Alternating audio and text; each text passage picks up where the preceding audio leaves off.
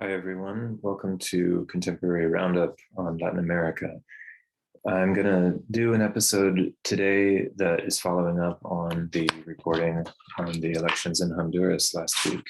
At this time, it is December 6th, Monday, and there's been a lot of celebration about the victory on the presidential level of Xiomara Castro.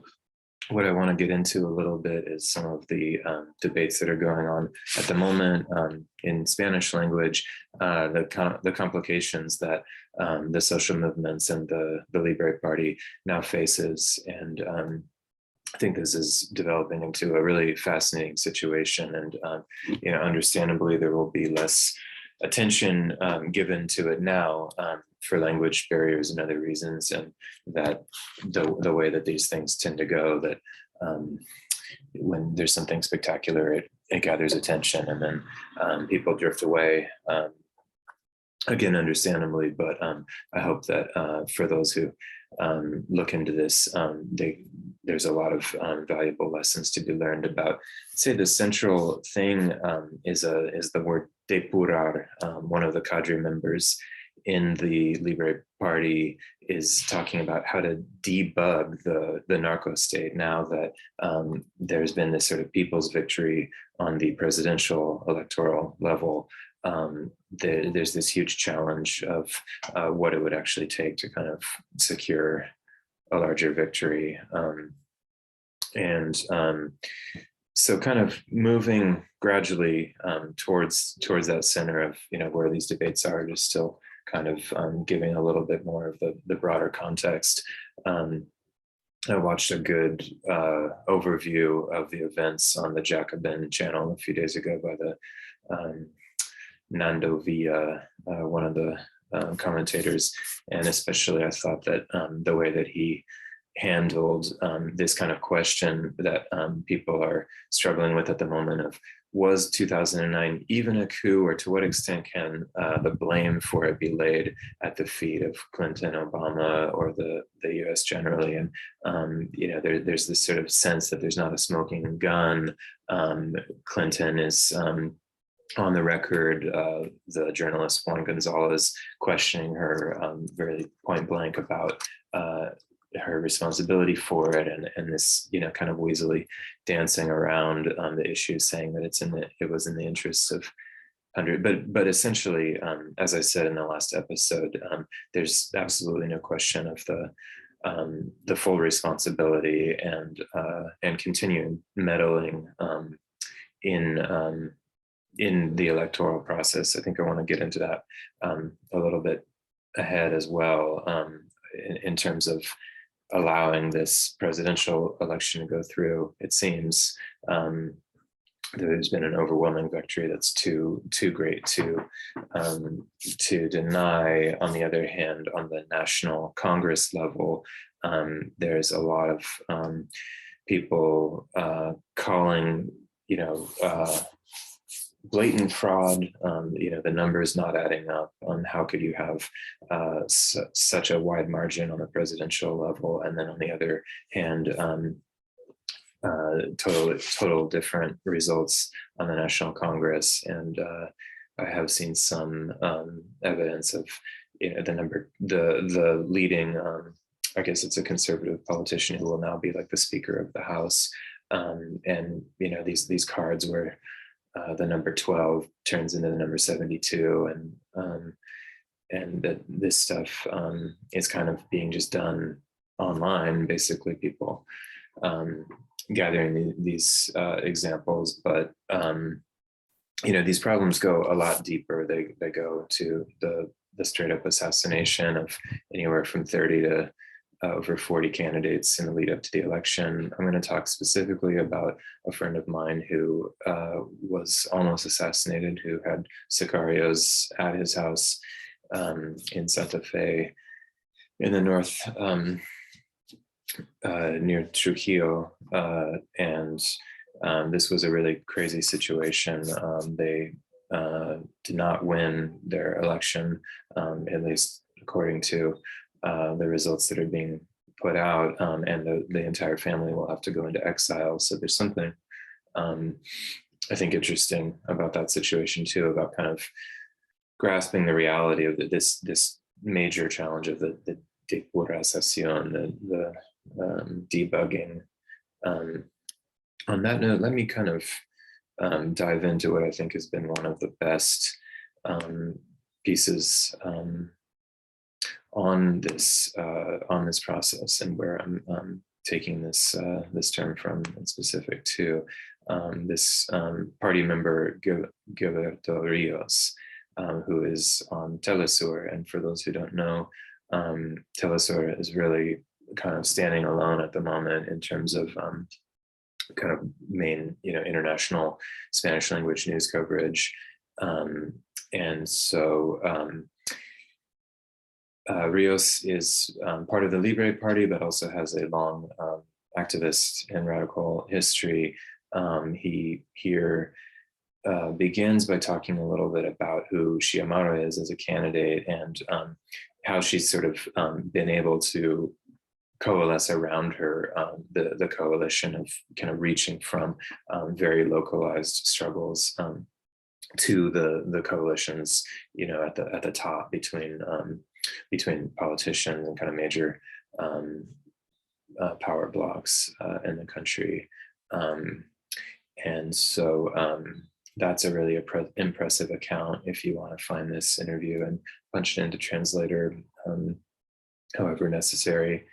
And so he goes on, talking about the struggle over the last 12 years, that the sort of in the face of violence, there has been this social movement brewing, and that it's been very one-sided in terms of who suffered the losses and who has the power, and the way that in some ways there has been this long-term this is something I'm not super strong on, but definitely a big part of this story is the long history of Honduras. I mean, most of us know that it was the launch pad in the 80s for the Contra war against Nicaragua. But sort of before and after that there were these labor movements. Something I think that's often phrased in a sort of confusing way, saying that because they were the launch pad for the Contra wars, that they avoided some of the civil wars that happened in Guatemala and elsewhere. Well, in fact, a lot of the left during that time were repressed even more brutally than anywhere else. It was just a complete blackout and assassination of opposition. But on the other hand, I think there's some truth to the fact that what survived afterwards, in some ways, is a kind of go back here for a second. So how do I get out of share screen? In some ways, there are this transition afterwards of these land struggles, and what has become kind of, in some sense, the marcation for the popular struggles that the Libre Party is certainly integrated with. But really, like when I say the grassroots, this call for no a las sedes, ZED, the zones of economic development that the Hof dictatorship has been trying to push through, this type of land privatization that is really a way of expediting a lot of these struggles. Of course, Berta Cáceres, one of the leading indigenous land defenders in Central America, her assassination was a notorious moment in the dictatorship. But that this has been going on in lots of different regions, where the sicarios basically work for the empresarios hand in hand with the interests that are profiting off of exploitation, hydroelectric dams, and then this said project, which is just the outright theft, selling land and resources into foreign companies' hands, and the profits just going directly into, not going to the communities at all.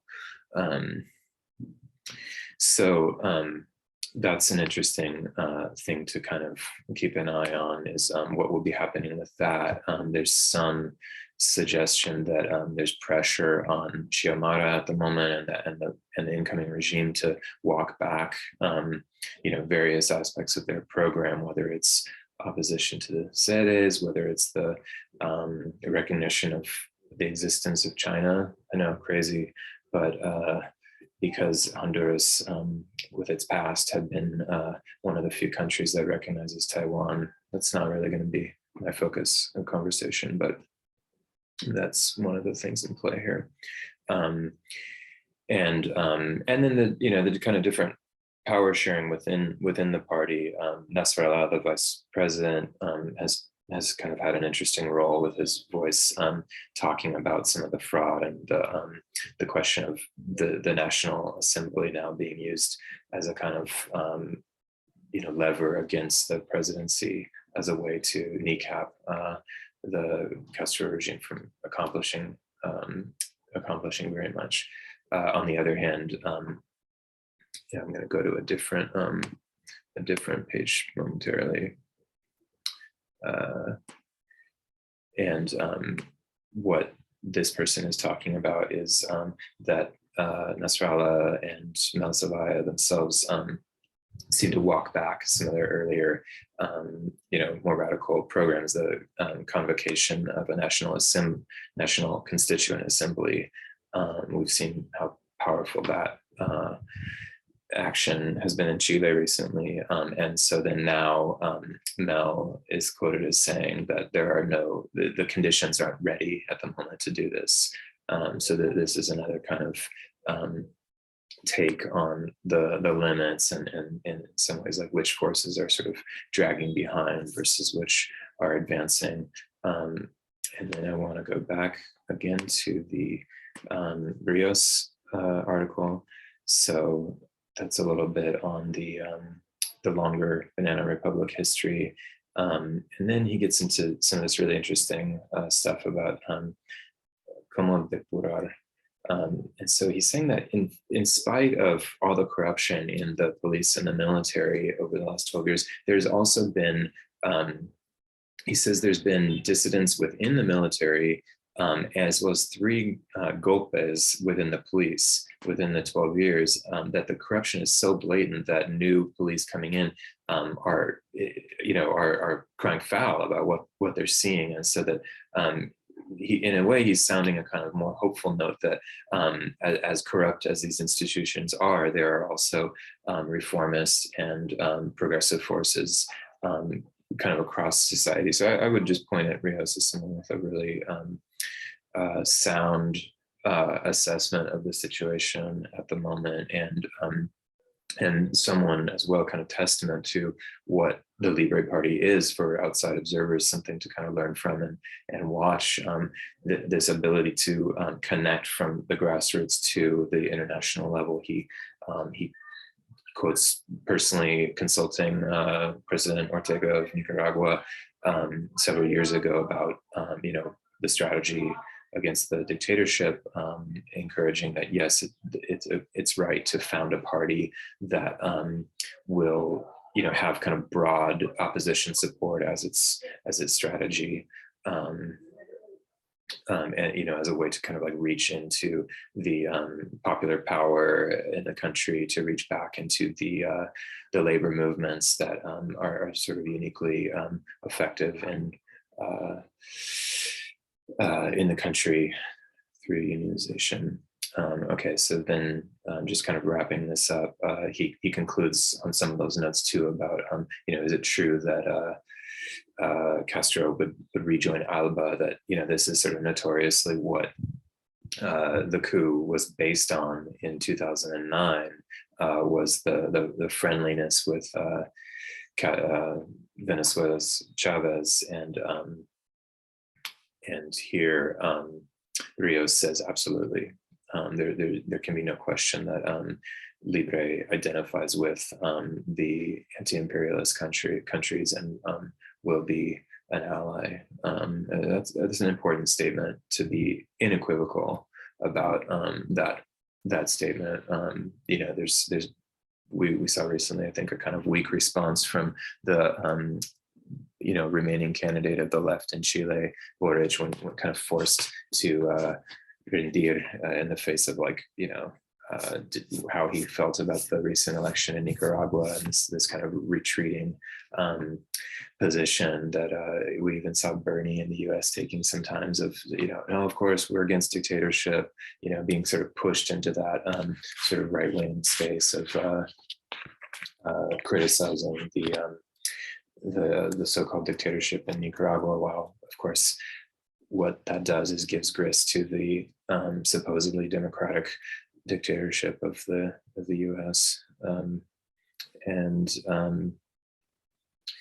So then sort of using this part as a transition, this idea that something here is not right, algo no cuadra, that there was quick recognition by the US as well as by Juan Orlando Hernandez himself, and and as well as the National Party candidates. So this idea, what's going on with that?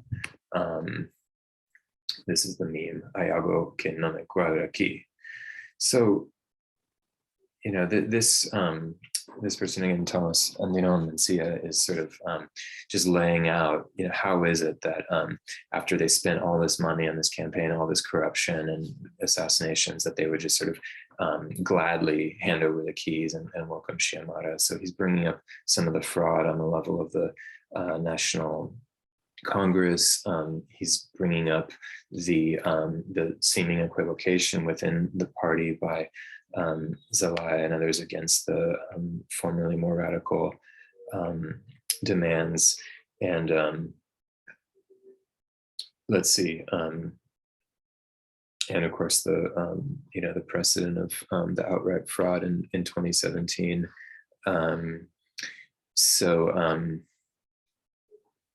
I don't really know where to go with that, but what did we just see there in 1 minute to collect this?